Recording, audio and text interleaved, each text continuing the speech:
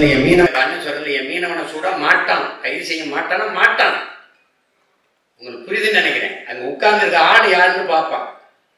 நீங்க என் பிள்ளைய தொட்டுட்டேன்னு வச்சுக்க, கொன்னுட்டேன்னு வச்சுக்க, எந்த கொம்பாதிகம் பண்ணாலும் தூக்கிட்டு வந்து இந்த பிள்ளைய அடக்கம் பண்றதுக்குள்ள அவனை கொன்னு புதைச்சிட்டு தான் அடக்கம் பண்ணுவேன். நிக்க வச்சு சொல்லி சொல்லுவேன். அவங்க பெற்றோர்கள் சொல்லுவேன், இப்படி ஒரு பிள்ளைய பெற்றதுக்கு நீ அழாத, நீ அவமானப்படாத. இவனை வந்து இந்த மாதிரி பிள்ளைய பெற்றதுக்கு தலை உணியணும் அப்படின்னு சொல்லிடுறேன். இவன் வந்து இந்த நாட்டுக்கு இழுக்குறேன். யாரும் 2 பேரை போட்டேன்னு வச்சுக்க, தொற்றுவான்னு நினைக்கிறியா? பொம்பளை பிள்ளைதான் தலைவணிக்கு போகணும்னு நினைக்கிறியா? வரலாம் தலைவணிக்கு போவான். ஐயா யாரையும் கேடி பண்ணிடாதையா, தொடச்சு பெறுவான். அவன் அந்த பயம் இருக்கணும்ல. என் தலைவன் எனக்கு கற்பிச்சது மரணம் ஒன்றுக்கு தான் அந்த மானோட சமூகம் பயப்படுங்க. அரபு நாடுகளிலேயே இந்த பாலியல் குற்றங்கள் குறைவா இருக்கு. ஏன்னா கட்டும் சட்டம், பொது வெளியில தூக்கப்பட்டுருவான். உங்களுக்கு புரியுதுன்னு நினைக்கிறேன். அதனால அந்த சேட்டையெல்லாம் இங்க செய்ய முடியாது. தானா நடக்கும் நகைச்சி. நீங்க ஏன் கவலைப்படுறீங்க? நீங்க அண்ணன் வந்தவனே நீங்க வாட்டுக்கு இந்த ராத்திரியில தனியா போங்க, எவனா தொட்டானு பார்ப்போம். பாப்பா போங்க. என் தலைவன் அப்படி ஒரு நாட்டை கட்டி வச்சாங்க தங்கச்சி. தனியாக உந்தூர்லியில ஒரு பெண் நள்ளிரவுல பயணம் பண்ணுவா, தனியா போவா, ஒரு பயம் தொட மாட்டான். என் மாநாட்டுல 6 லட்சம் பேர் கூடியிருக்கான். ஒரு தொல்லை, ஒரு பிள்ளைய தொட்டான், இடிச்சான், கேலி பண்ணா, ஏதாவது சொல்லி பார்ப்போம். ஏன்னா அது ஒரு ராணுவம். அது ஆட்சி செய்யும் போது அப்படியா அவன் தெரியும் உட்கார்ந்து தொடம. இம்முறையில் 234 தனித்து நாங்கள் போட்டியிடும்போது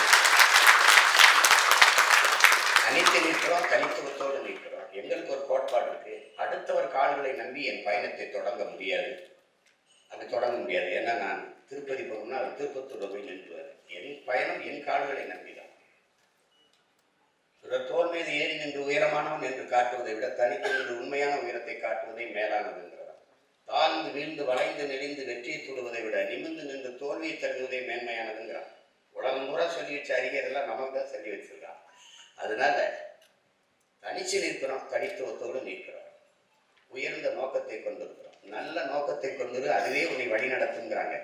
நாங்கள் ஒரு நல்ல கனவை கொண்டிருக்கிறோம். அதனாலதான் தனித்து பயணிக்கிறோம். அதே அறிவார்ந்த பெருமக்கள், செய்தியின் தூதுவர்களாக இருக்கிறவர்கள், நீங்கள் இந்த எங்களுடைய கருத்தியலை மக்களிடத்தில் சேர்க்கிறதுக்கு கொஞ்சம் உதவியாக இருந்திருந்தால், துணையாக இருந்திருந்தால் பெரிய மாறுதலை இந்த மண்ணில் ஏற்படுத்த முடியும் என்று நான் உறுதியாக நம்புகிறேன். உங்கள் எல்லோருக்கும் என்னுடைய அன்பும் வணக்கமும் நன்றியும். இந்த ஆவணத்தை வெளியிடுவதை உங்கள் முன்னாடி நான் பெரிதும் மகிழ்கிறேன்.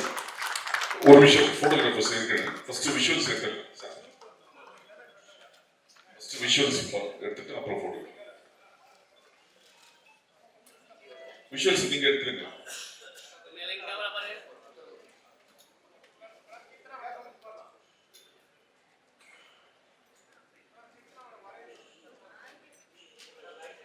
விஷுவல்ஸ் ஓகேன்னு சொல்லுங்க, போட்டோ எடுத்துக்கலாம்.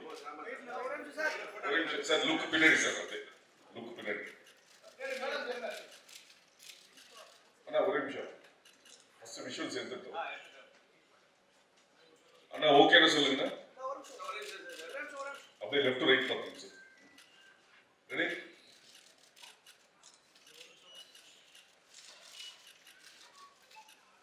ஓகேவா?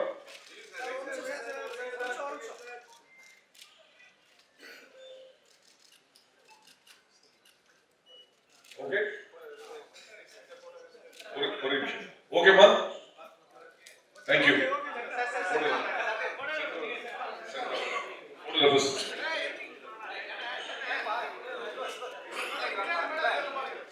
சைலன்ஸ். ரமேஷ்